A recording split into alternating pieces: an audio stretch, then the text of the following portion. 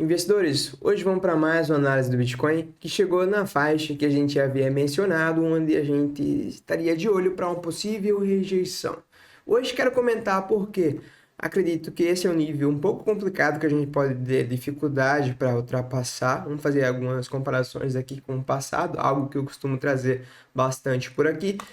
E também quero dar uma passada na AVE. Eu pedi altcoins para vocês compartilharem na última análise e a Santriani compartilhou a AVE. Eu tenho bastante coisa para falar sobre a AVE e para esse vídeo não ficar muito longo, eu vou deixar aqui as demais altcoins para os próximos vídeos. Então, hoje vamos estar analisando aí o Bitcoin e a AVE. Então, bora lá. Turma, a gente chegou num ponto extremamente importante aqui e decisivo, na minha opinião, para o Bitcoin, tá?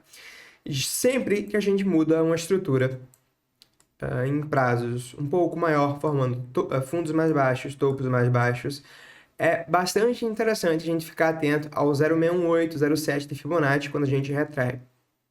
Tá? É o nível comum da gente ter uma rejeição e voltar a cair. É comum a gente ver essas rejeições ocorrendo após um falso rompimento de LTB. Foi por isso que eu estava bastante atento nesse ponto onde a gente está agora. Eu sempre gosto de trabalhar com exemplos. Eu quero que você encare isso aqui como um range de lateralização, tá?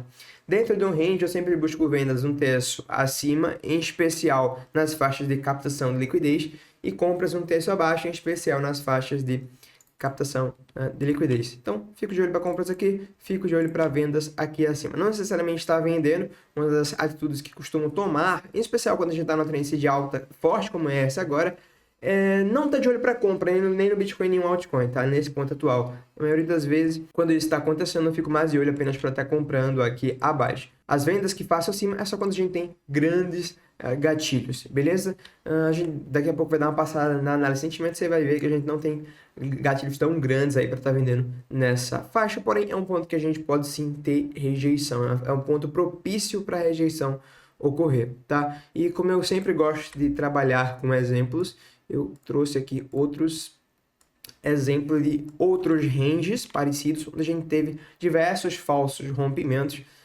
dessas LTB, tá? Então a gente observa aqui um primeiro falso rompimento, após uma mudança de estrutura, o preço vem abaixo, outro segundo falso rompimento da LTB, o preço vem abaixo novamente. Os melhores exemplos estão aqui atrás. O topo do range ele é mais forte como resistência quando a gente tem a confluência do topo do range com uma resistência. No caso desses dois ranges aqui atrás, a gente observa que a gente estava brigando contra a resistência aí dos 30 mil dólares, né? Arredondando tudo aquele nível ao redor dos 30. A gente observa que no topo desses ranges a gente teve muita dificuldade para estar rompendo essas LTBs, correto? Tentamos uma primeira vez, falso rompimento, tentamos uma segunda, falso rompimento, tentamos uma terceira, falso rompimento, reverteu a tendência. Aqui outro exemplo, brigando novamente contra a resistência dos 30 mil dólares, diversos falsos rompimentos de LTB, esse caso que chegou até a romper a máxima para depois reverter. Então, esse ponto aqui, sem dúvidas, é um ponto para ter cautela, é um ponto, como eu comentei com vocês, que até fico de olho para shortar se o gatilho for muito grande, mas confesso que não vejo gatilhos tão grandes aqui para pensar no short. Primeiro, que os volumes até que estão interessantes, tá? Os volumes não estão mais posicionados aqui extremamente no topo. Então, esse é um primeiro motivo que me faz não ficar tanto de olho para shortar aí nessa faixa. Eu enxergo essa região agora, mas como um ponto para estar evitando longs. Não no Bitcoin, né? Ninguém é louco sair comprando Bitcoin nessa faixa aqui agora. Pelo menos se você tiver uma visão aí de trader. Mas sim tá evitando compra nas altas. Então, a gente sabe que essa faixa aí é um ponto que a gente fica de olho para não estar comprando short só se o gatilho for muito grande, por enquanto a gente não vê esse gatilho. E se a gente escorregar a partir desse ponto, vamos ficar atento para estar comprando em um terço abaixo desde que a gente tenha gatilho. Seria interessante ver divergências bullish no CVD nessas faixas aqui e vendas fortes nos fundos. Se o Bitcoin chegar nesses níveis aqui, abaixo dos 41.900, até o nível de stop loss range, lá próximo dos 40, todo um nível que eu vou estar de olho para estar comprando ou Bitcoin ou a alt. Claro, nesses níveis aqui, não podemos esquecer que o preço está extremamente esticado ainda, então compras aqui vão ter que ser compras de day trade, correto? Com stop curto. Então, ficar atento a essas faixas aí de retração e de stop loss antes no Bitcoin. E vamos falar do sentimento agora. Analisando aqui o sentimento do Bitcoin, a gente observa aqui nesse topinho que a gente teve uma leve divergência bearish no CVD, onde o CVD da Bybit, essa linha branca, rompeu o topo, enquanto o preço não. Geralmente, quando isso acontece, o preço vai para o outro lado, e foi isso que ocorreu aqui no curto prazo. Foi um gatilho no curto prazo, já buscou algo, já perdeu os fundinhos aqui agora.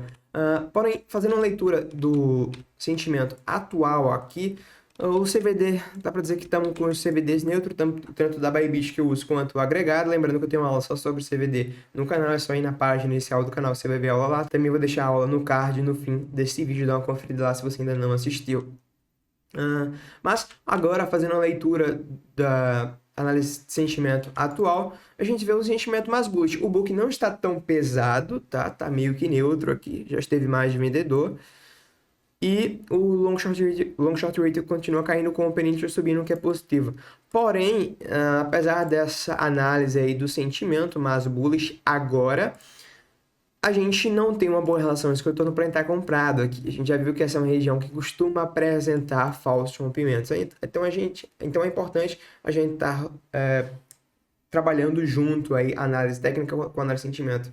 Tá? A análise de sentimento está mais bullish, porém a análise técnica me mostra que esse é um padrão que costuma romper falso aí nessa região. Então eu não faço nada nessa faixa. Estamos guardando níveis mais abaixo, caso venha para a gente estar de olho para compra. Esse ponto aqui mesmo é mais ponto para estar de olho para a realização, na minha visão, onde a gente está agora, realização de trades que vocês conseguiram pegar quando a gente veio aqui em níveis mais abaixo. Eu acho que vale agora a gente dar uma passada lá no order book.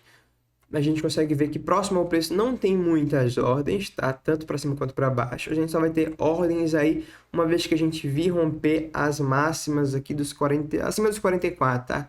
Uma vez que passou os 44, já começa ali a ter algumas ordens, tal, mas umas ordens espaçadas, nada tão relevante, mas vale ficar atento. Assim que a gente romper os 44, tem ali algumas ordens abaixo, só vai ter nos níveis de stop loss antes, se a gente vier perder todos os fundos aqui abaixo dos... lá na casa dos 40.